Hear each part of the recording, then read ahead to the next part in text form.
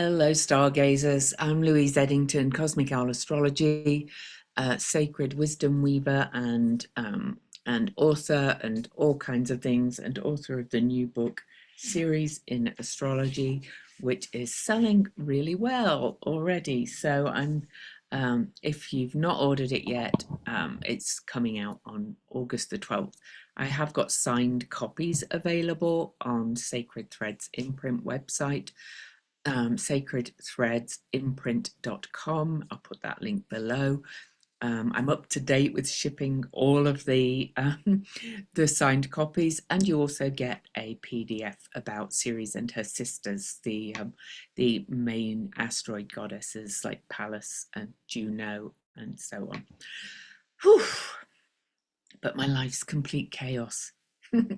Uranus is opposing my Mercury, and anyway, my ADHD feels like it's got ADHD, but I've not been doing many videos because I've been so wrapped up in book launch.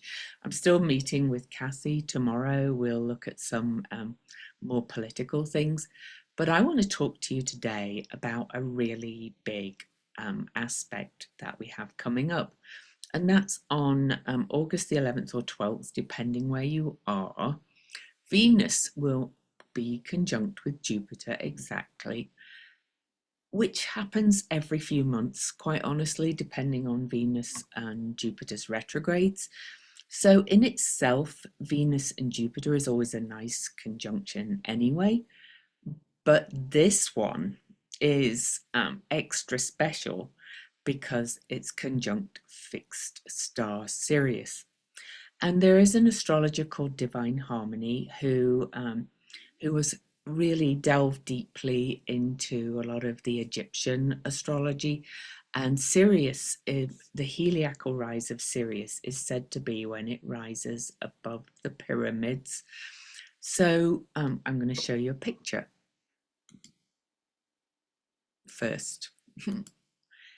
This conjunction, Venus and Jupiter are visible in the early morning sky just before dawn. Right now, they're getting closer and closer from our perspective. Here they are in the ecliptic. I took this screenshot on which app? The one I like best. Sky Guide. And the sun was already up, so you can see the sun there. And here's Sirius. Now, Sirius is too close to the sun to be visible. When the heliacal rise is when she becomes visible before the sun. So, but this is where they were at yesterday morning. So I'm recording this on, what day are we on? The 7th. She's going to start becoming visible depending where you are at different dates. So we're going to look at the astrology. I'm going to look a little bit at the astronomy. Anyway, what was I saying about Divine Harmony? On the Astro Priestesses YouTube channel, there is an interview with Divine Harmony. Kaelin Castel interviewed her. I was also interviewed for this event that Kaelin put on. So it's Astro Priestesses on YouTube. You'll go through and you can find the interview with Divine Harmony. And she talked about how this massive conjunction astrologically from our perspective was foreseen by the ancients. It's in their images that she really goes in depth and talks about. This really shows what a massive conjunction this is. And the USA's sun in the USA's chart happens to be at 13 Cancer. The USA is a Cancer country. So I'm not going to go into that politics. I just wanted to mention that this conjunction is really big. Now Sirius, Divine Harmony, I think, referred to it as the sun of our sun. It's generally thought to be a fortunate star. Many of the old traditional kind of interpretations of the star said it was to do with, I think it was Venus and of the nature and Venus and Mars, but um, Divine Harmony and Kaelin Castel, who work with the fixed stars at a deeper level than I have done in the past, they think it's about Venus and Jupiter itself, so, or of the nature of Venus and Jupiter. So you can see that we've got the two supposed benefics. All planets have their shine and shadow coming together with a very fortunate star as well. It's said to bring good fortune, creativity, charisma, and ambition. Its influence can indicate areas of potential for fame or notable achievements, as well as opportunities for spiritual growth. Now, I am aware that I am going to be looking at this from my perspective. One other thing I do know is that this conjunction is also on the ascendant of Elon Musk. So they are being, these, beings are also being impacted by this. But anyway, let's move forward. So anyway, it can indicate a strong drive for recognition and achievement, and that's not always a good thing. We all want to be recognized and we all want to achieve, but if it's just for recognition and achievement um, sake, let's say, then it's not always so healthy, right? So, but it's also associated with leadership, passion, and a strong presence, and it's also seen as a star of spiritual awakening and connection to higher realms. Now, I've talked many times about this coming period next year, where we have all the slow moving planets changing signs and speaking to each other. Uranus, Neptune, Pluto, Saturn as well. Actually, I'm going to include dwarf planet Haumea and Sedna. They're all speaking to each other, and how mundane astrology, even without looking at some of those newly discovered objects, Rene Barbeau, who passed before the pandemic, and he successfully forecast the pandemic. He said that in 2026, mankind is going to kind of experience this great period of growth and awakening. There are other factors involved. Rosie Finn, astrologer, wrote a book called Persephone's something or other. Anyway, about how Pluto will stop going out of bounds soon because of the tilt of the Earth. There's so many things happening right now. But Sirius can be also associated with burnout. Okay, so it's very intense star. It deals with memory as well. So let's look at some of the traditional kind of talks about this. This is Alice Sparkly Cat, but it's often to do with fabricated memory, she says. The name Sirius comes from Osiris, who replaced Anubis as the god of the underworld. Okay. So it's got its shine and shadow for sure. Okay. And Sirius sees itself as operating under marginalization. This is what Alice Sparkly Cat wrote. She said Sirius is often connected to investigating the histories they cannot remember. That really struck home for me, because I've been really exploring ancient histories that, I can't remember, and also that many of us cannot remember. So anyway, she speaks about it from a very activist kind of lens, which is absolutely fine, of course. So I do also want to look at more traditional Astrology King. He's always written basic blogs on these things. Yeah, he said that traditionally it's of the nature of Jupiter and Mars is more warrior-like, Again, I say Divine Harmony and Kaelin Castel, through their work with it, through the modern lens, see it more as Venus and Jupiter. So the name means scorching one or brilliant one, which is appropriate for the brightest of the fixed stars. And some sources suggest the name Sirius might be associated with Osiris. I mentioned that already. It's also known as the dog star, and it's recognized by 50 names and lots of descriptions and designations. So you can see it's been a star that has been very um, studied and talked about for such a long time. It was Ptolemy that said it was of the nature of Jupiter and Mars, although he does mention that it has the spectral class A0, which indicates the planetary nature of Venus. So it was 379 AD that Ptolemy and Anonymous said assigned it to Mars as well. Well, you know, I think we're kind of doing away with some of these things. Okay, but anyway. You can read a lot about Sirius if you go online. Anyway, but so according to Ptolemy, it's the nature of Jupiter and Mars, and to Alvidas of the moon Jupiter and Mars, it gives honor, renown, wealth, ardor, faithfulness, devotion, passion, and resentment, and makes its native custodians, curators, and guardians. It also gives danger of dog bites, apparently, but anyway.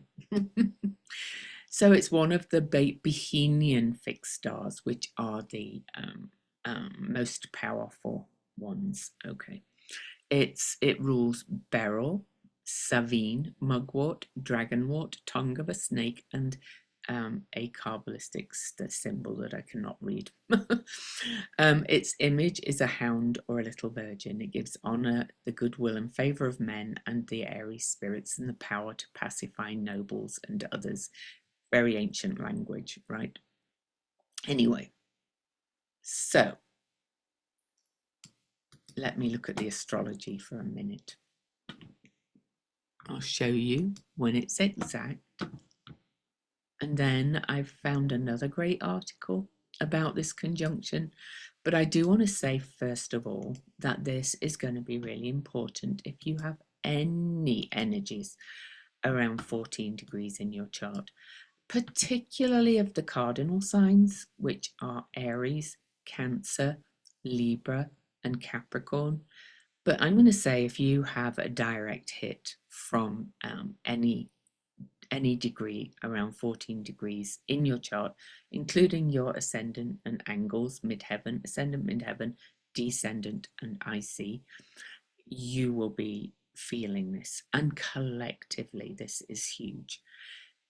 As I said, Jupiter and Venus meet quite often. So let me just show you quickly. They last met May the 23rd, 2024 at the end of Taurus. And they're always significant, these conjunctions, but you can see they happen fairly often. Okay. And before that was March 2nd, 2023 in Aries. And April the 30th, 2022, they met at 27 Pisces. All these degrees, by the way, have been activated a lot lately, but we'll go back to this current one. I don't want to kind of take you too far back and confuse you. But here we are, August the 12th, 2025. And I really think, you know, especially combined with all the other things that we have going on now, this is such a major conjunction. So here it is at 14 degrees Cancer. Here's Sirius, the fixed star. On the day of the conjunction, Mercury has just stationed direct the day before, 4 degrees Leo.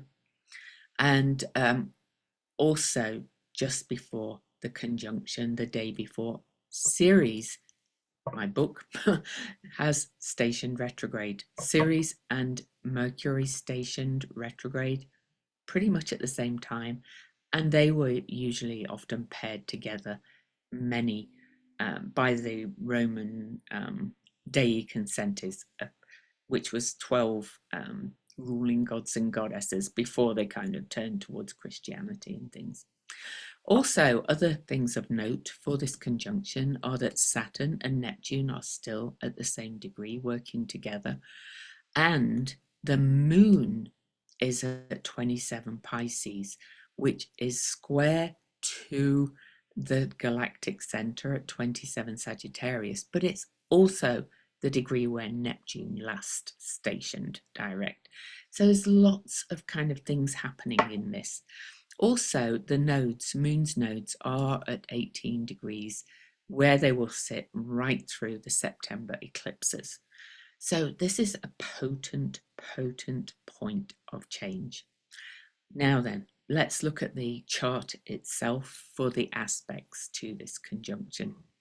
Oh, and of course, here we have Uranus and Sedna all at 1 degree, all speaking to this, and Pluto's almost back at 1 degree too, and we have Haumea at 1 degree. So all these big change bringers are speaking to each other on this conjunction. We're in these unprecedented times, right? So this is not an ordinary conjunction. It's another step in this amazing time we're in. Okay, so the conjunction itself is square to Ceres, cardinal signs. Ceres has come into life. She's come into our consciousness more.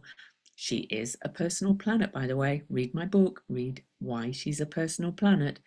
And she is related with nourishment and nurturing. Aries is about taking action, the self, the pioneer, new beginnings. Cancer is birthing. It's the sign of the moon, birthing something new, higher consciousness, which is, I think, what Barbo said about humanity stepping into a higher consciousness. And we see it, even though it doesn't look like it in the news. The other major aspect to this conjunction is a quincunx, or inconjunct, which is like a little bit of an itch you can't scratch. The two parts of this aspect are kind of a little bit like dissonant. They do not speak to each other well, water and air, although Aquarius is known as the water bearer for a reason. And Pallas Athena is strategic justice, wise justice, strategy. She's the warrior maiden. I have Pallas Athena exactly conjunct my Jupiter, and my name literally means warrior maiden. So let me show you how this can show up for you in your chart. I have my Jupiter Pallas Athena conjunction at 14 degrees of Sagittarius, making a finger of fate and God towards this conjunction. And this is the day I published my book. Now then, I did pick the day because of the conjunction after I moved it from July, because that was a pretty decent day too. But I had not looked at all these other aspects too. Now, this is not just about me. I just want to give you some idea of how these things can show up. So I am literally birthing this book into the world that is really my passion project. It's my first self-published book. It's the first book I've written from my own ideas and things. The other books I was paid to write, and I love them. I took them as good practice and calling cards. But look at all of this, so my Jupiter and Pallas Athena are at 14 Sagittarius, and they are making a fire trine to this aspect, sextile to this aspect. So, see how you can line up all the aspects if you have anything around 14 degrees. Of course, the more exact, the better. So to go back to myself, as an example, Pallas Athena is conjunct Jupiter. She was supposedly Jupiter's daughter who jumped out of her head. But we're dealing with the patriarchal myths now, which kind of flattened Pallas Athena's influence as a very powerful goddess before the patriarchal myths kind of demoted her to Jupiter's daughter. Jupiter was king, Jupiter was the ruler. Well, here's Jupiter with Venus now and Sirius birthing something new, less hierarchical, less patriarchal, in my opinion. And Sirius is also saying, we're looking at how what we have in this world is not nurturing us, and how can we change and be the change by nurturing and loving ourselves first. I keep getting that message from so many people, including a video I watched. It's like the problem is not, he said, I can't remember his name, but that we hate each other, really. It's that just people have not learned to love themselves first. When you learn to love yourself first, you do not come from that place of hate. You come from that place of love. And this chart screams coming from that place of love. Okay. There are other things that kind of speak to me massively as well. Chariklo, which is Chiron's wife, is opposing the sun on that day.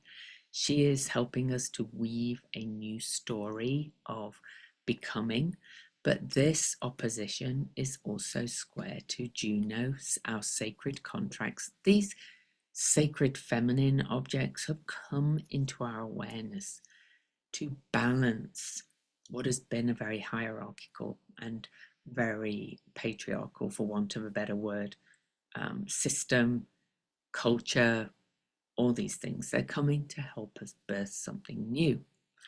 Now then, we also have Mercury stationing direct, as I said, the day before this conjunction, and that's on the discovery degree almost of Chariklo. She was discovered at 6 Leo. Her chart is, she has the most amazing discovery chart. If you look through my videos, I have done interviews about Chariklo, and I've done presentations about Chariklo as well. Her chart is lit up. Everything is just amazing about all of this, about everything. We also have Mars kind of speaking to all of this. A lot of people, I know one of my clients and friends, she has a really bad feeling about Mars opposing Saturn. I don't, but I will say that, Mars opposing Saturn can be a difficult opposition. I think it's tempered by Neptune personally, but I also think there could be both. There could be an event that kind of helps to wake people up more. I'm not predicting it, I'm just saying there could be. This is such a powerful, powerful, powerful moment. Now then, stop the share. So I wanted to also show you, and I'm actually going to share this article. It's excellent, and so I'll put the link into the description again, about the astronomy and some of the history about the heliacal rise of Sirius, how it relates to Egyptian calendars. I do not have the time to go and to go and look it all up right now. Okay, but it's from a blog site called whenthecurveslineup.com. The article is called The Heliacal Rise of Sirius 2025. Sirius makes its first morning appearance or heliacal rising during the summertime always, and it depends on latitude. So I'm not going to read the whole article about it, but I do want to say that, I showed you the picture that I took of the app that I use to track where the stars are yesterday morning. This is one that this person took, but this, I don't know where they were actually, but anyway. The heliacal rise, when you see Sirius, so you're looking east before the sun rises, try and get up about an hour before it will be worth it. Okay. And then, so I think he's in Chicago, this person, or she, whichever. This site also gives you, here you go, your latitudes. So this, the closer you are to the equator, you may have already seen Sirius rising in the east. This is to say, you know, this is not going to happen in one place.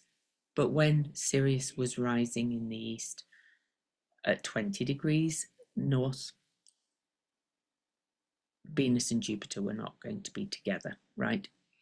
So Chicago latitude, if you're about along that, this is about the date of the conjunction too. So you should, some people unfortunately further north will not be able to see the three together. Those of us lucky enough to be below that will see it. So this blog also says Sirius is part of an informal pattern known as the winter triangle, which includes two other fixed stars. So really, I encourage you to get that app down, look at them all, see where they are. But this is big. Okay, so I'm not going to go into all the maths and things like that. This is not what this is about. So back to the astrology just for a moment or two. Okay, I've lost my software now. Okay, here we go. So you can see that the exact conjunction of the two, I've got this set for Eastern time, so it's 1:30 a.m. in the morning, but you will not see them until they rise before the sun, okay, because they're meeting at night. This is dependent on Eastern time. So they'll be slight. So for me, this is 11:30 p.m. the night before. So when I get really early to see them, they will be just past their exact conjunction. But I got this up again because I just wanted to check the sheets. I just want to see how they compare for declination. Now then, declination is how far off the ecliptic the two planets are.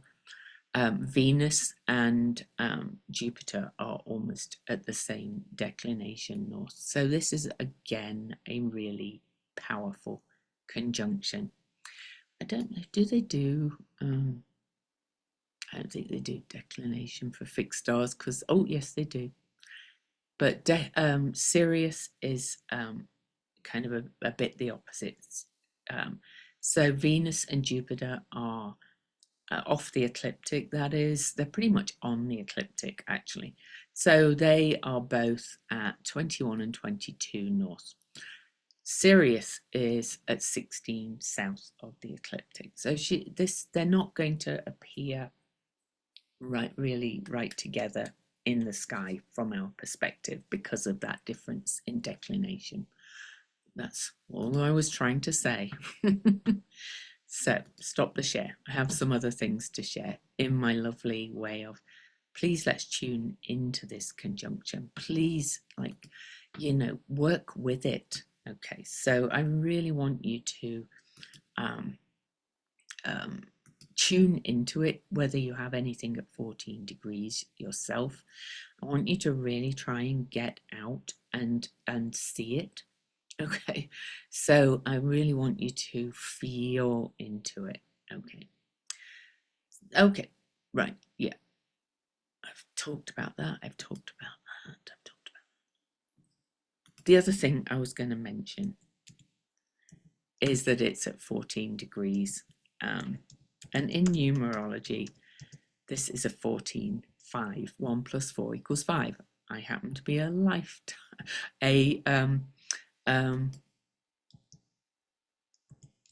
14-5 life path. So you can see this conjunction is really big for me. So I'm just getting my favorite website up for numbers, which is numerology the numbers and their meanings.blogspot.com. That's always in the YouTube description below. And 14/5 is said to be a karmic number. It's a number of everlasting movement and can bring trials and dangers from a great variety of experiences. Yeah, I guess. So just in general, 14 and 5 is about risk taking, it's about change and so on. But we then bring it down to a 5. Okay. 5 is one of the main numbers, and this really is about personal freedom, being unconventional, individualism, non-attachment, change, life lessons learned through experience. This is how I work. Variety, adaptability, versatility, resourcefulness, motivation, progress, activity, experience, travel and adventure. Like I've lived in several countries and 3 continents. So sympathy and understanding, sociability and companionability, release and surrender. I could go on. You can look the number up yourself. If you Google 5 numerology blogspot, you'll find it. The positive traits of a 5 are adventurous, courageous, passionate, responsive, quick to grasp and learn, sympathetic, great traveler, exploring. Negative traits for the 5 can be rash, irresponsible, dislikes confinement and routine. This was true of me when I was younger, but now I've learned routine works. Inconsistency, unreliability, and so on. You can just get the feel of this 5 of what's going on in our lives, really. But it's really about curiosity and freedom and change to work with this 5. And it also represents the 5 senses of humanity. 5 is also like the number of fingers. It's a very human number. You've all heard me talk about 23. 2 plus 3 is 5. It's the pivotal point between the numbers 1 and 9, so it's always a turning point. Okay, so are you getting the idea that we have big change coming? This is big. So it relates to the planet Jupiter, but it's also ruled by Mars. So, you know, that has got that Mars-Jupiter flavor to it that I talked about, that the ancients believed about Sirius. And it's color blue. And it's the Hierophant in the tarot, which, if you don't know what a Hierophant was not like a modern day priest who is a go-between. Like, you know, you can't get to God unless you go through us. A Hierophant was somebody who translated spiritual messages and kind of passed the message on, kind of was, you know, an explorer of kind of understanding. So this big conjunction, to my mind, is also birthing the potential or the big opportunity to learn that your connection with the divine, in whatever way you feel it is, you don't need a go-between. You can have direct experiences of the divine. There's so much I could say about that too, but this is going long as it is. Okay, so I'm going to pull 3 cards for this conjunction itself. And again, don't forget to, you know, like, subscribe, thumbs up, all those kind of things. Buy my book. It's already doing well on Amazon. Interesting cards. I'm going to pull 3. Ooh. And I'm pulling the 3 from the Red Threads Tarot. But I'm also going to dig into one of my other books quickly.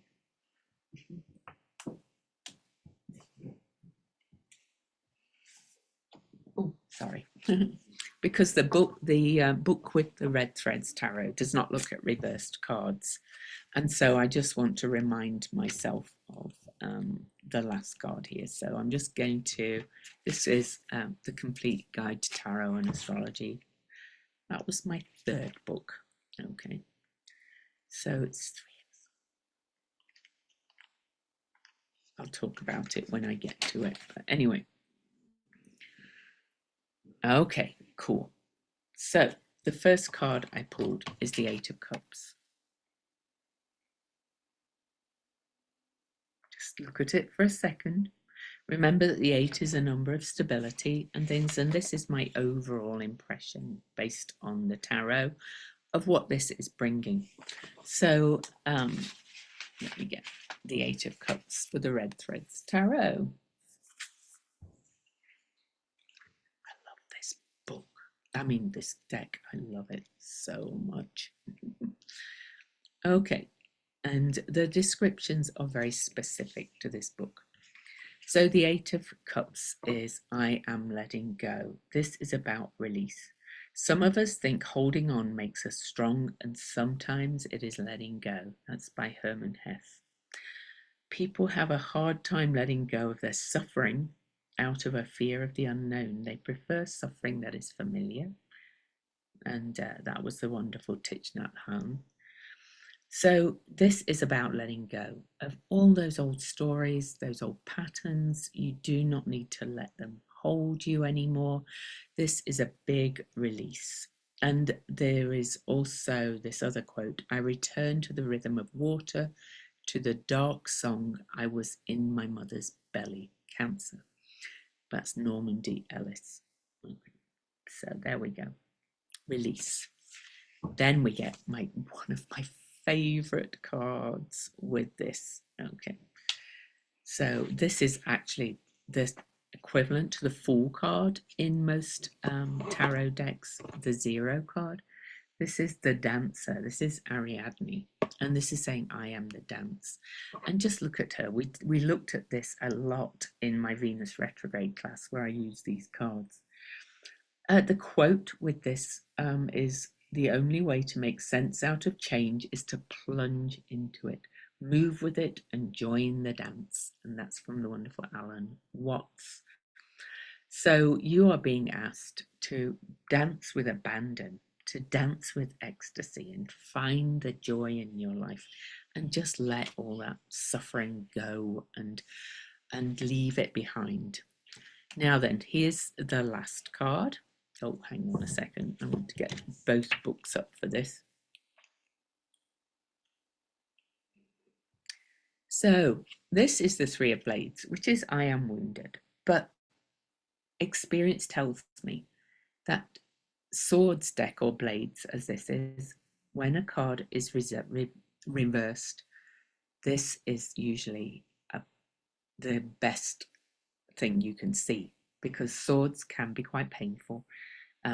Swords cards can be mental wounding, the words that you tell yourself or words other people do, and so on and so forth. Reversed, this card is forgiveness, compromise, reconciliation, and conflict resolution. So can you just see the opportunities that are coming with this conjunction? We always have free will as to whether we're going to work with this, but it's powerful. Okay, I want to read the symbols as well, and then I'm going to love you and leave you. I think I've kind of covered enough. If you've got any questions that I could maybe expand on, please let me know. But with this channeled symbols, we always go up. Okay, so we go to Cancer 15, a group of people who have overeaten and enjoyed it. Mark Edmonds Jones said, when positive, the degree is an effective and smooth demonstration of human competence, and when negative, a self-disintegrating surrender to appetite. I know what that brings up for me, but I'm not going to tell you. I will let you think what that brings up for you, especially regarding what we've got going on out in the world. Okay, so I just quickly want to mention James Burgess's interpretation of it. I kind of like his interpretation. So he says this is the appropriate enjoyment of material abundance. By the way, Venus and Jupiter are very much associated with manifestation too. Venus, our values, Jupiter expansion and belief. This is an opportunity to really create a real life that's totally connected with your core values in all aspects, mind, body, spirit. He says, though it carries obvious risks of greedy attachments, the enjoyment of material abundance is a valid spiritual principle. But this is also about the celebration of the self. In Sufism, it is taught that each plane of existence has its own special mystery. The mystery of the earth plane is abundance, whereas the attachment to material wealth can be counterproductive to the true seeker. It is the attachment that is the problem, not the abundance itself. Attachment to austerity or scarcity mode is no better either. It is known that all life is a reflection of our inner condition, and when we have reached a high spiritual station, we are able to experience material abundance if we choose. If you want a really good book on manifestation, Mind Magic by James Doty, he has a 6-week course at the back of it. I would run it with a group if I had time. I do not, but I might do it for myself. Okay, but one other thing that is said on James Burgess's site is there is no spiritual principle that disavows prosperity. Okay, there is more than enough for all of us. All right, we can all reach satiety. We can all have our fill. We can all have an abundant life in all ways and in whatever way that means for you. All right, so the Chandra symbols, the Omega symbol, a man in an air-conditioned spacesuit crossing the desert. He said this is transforming and inspired. The James Sandbach, these are his symbols. He says, you can be at home wherever you go. You can make yourself comfortable anywhere and find nourishment even in the most unsupportive of places. Rather than cocooning yourself in the familiar, you need to strike out into unknown territory. And you can do this if you remember that you will always find what you need to support you in your evolutionary process. And I hope you realize I'm talking like unknown territory in many, many ways, not necessarily moving house. The Chandra symbol for this degree is a boarded up doorway that leads to another realm. He says the spacesuit provides a way of entering into another realm, just as the boarded up doorway keeps us out of it. We want to explore this new territory, but the sign Cancer loves its security, its safety. It loves those old memories. It can be really kind of, cling on to the past. Remember, we're being asked to release here. And so he says, there is conflict here. Should I go or should I stay? But even if you stay, there will always be that nagging urge to go. The doorway will always be there, waiting for you to remove the boards and enter. The need here is to proceed slowly enough that you feel comfortable and to take with you, if possible, some means of support. Eventually, the Cancerian tenacity will carry you through and great discoveries will be made. All right, loves. Just mark this red letter day for your calendars. It's absolutely beautiful. And then open the door. Love you.